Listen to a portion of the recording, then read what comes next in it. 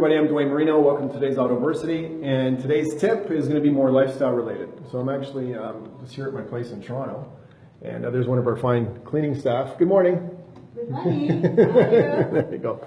You do a great job here. And what I want to talk about is two things I've started about a couple of months ago, roughly, and I've decided to stack a couple of benefits of two things, and what they're related to. One is right there, and that's my shower. As you know, everybody, I like to walk the talk. So if I'm giving a tip, if I have some insight, it's because I've done it. Okay, I've lived it, and I'm not afraid to do it with you or with your clients. And the other two here are the fridge and the stove. So what is it about? I can tell you, I've experienced a level of physical vitality I've not felt in a long time, and I always thought I had plenty of that. And mental clarity and tenacity and discipline. I'm jacked, I'm stoked, I'm fully excited by it, and I feel it, and people around me are noticing it. What have I done? I started to read about two things that actually physiologically and psychologically are doing very much the same thing, and I decided to start them at the same time and stack the benefits, of course, to see what happens and put the whole thing on steroids, quote unquote. And what that is, the first one is intermittent fasting. So I was reading about Herschel Walker. He's really the one who kind of just got me on it, because I thought, hey, if it's good enough for Herschel Walker, it's good enough for me. It's got to do with reducing your eating window.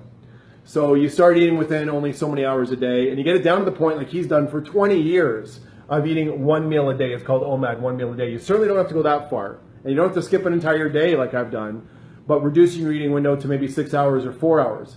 To be very clear, if you do this, and I'm not here to give you all the tips and insights on it, I want you to do your own research. It's not a diet. So what you're doing is you're more focusing on when you eat than what you eat. You've got to make sure in that eating window you get all your calories you would normally have in a normal day.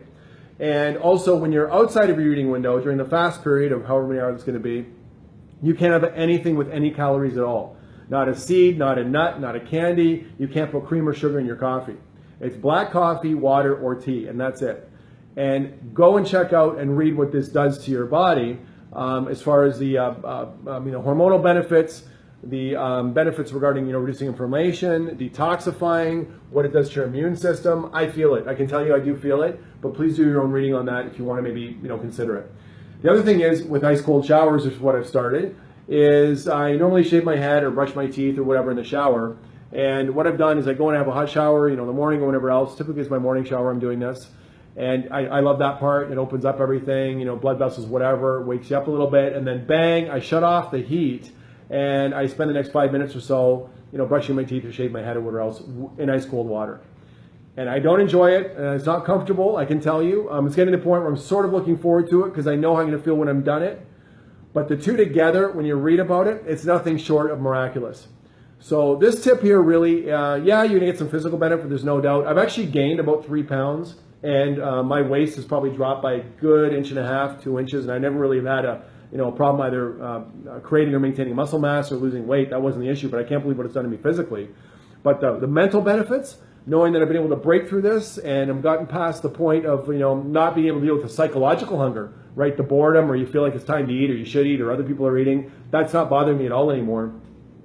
And the desire to not stick my body under ice cold water, but still doing it, knowing it's good for me. The psychological benefits, knowing you're going to win that inner game in those ways every day, is giving me, anyways, the momentum and the tenacity and the energy and the excitement to go after other things I was not doing before. So I'm leaving with these two ideas. Please do your own reading and research on it, the benefits of it, and how to do it and do it properly. The ice cold shower thing, I don't think you really can make a mistake there, but it needs to be as cold as you can tolerate. And depending on where you live, I was down in the southern U.S., my ice cold shower down there, honestly, it was sort of like a cool shower compared to what's happening here. I'm in Toronto right now, with the water that's coming out of Lake Ontario or wherever it's coming from. It's ice cold water here, I can tell you that. There's a big difference. And as far as the food goes, I've given you the biggest outlines there that I can think, which is reduce when you eat, not so much what you eat. Get a full day's calories if you can in the reduced window of 4 to 6 hours or one meal. So you're going to be eating a lot of food in that period if you can. It's not calorie restriction. It's not a diet. And you can't put anything with calories in your mouth outside of that eating window. Last tip regarding that, try to up your fat intake. Good fats, which is avocado, olive oil, nuts, seeds. Coconut oil has been a big one during my meal. I usually have all that stuff. I ram that in my face first before I actually go and have my dinner or whatever I'm going to do. So I get the fats in definitely, and then I focus on that during my meal. Increase your vegetables so you can carry out the toxins and stuff a little bit easier. And, modify your proteins. You don't have to eat a lot of protein that way. You can actually reduce it somewhat, or it's not a big aspect of it. You can eat that all right. And try to reduce your grains and sugars as much as you can when you're eating. But to be honest with you, because I saw enough people like Herschel Walker saying, it doesn't matter what you eat, it's about when, I've gone more that way.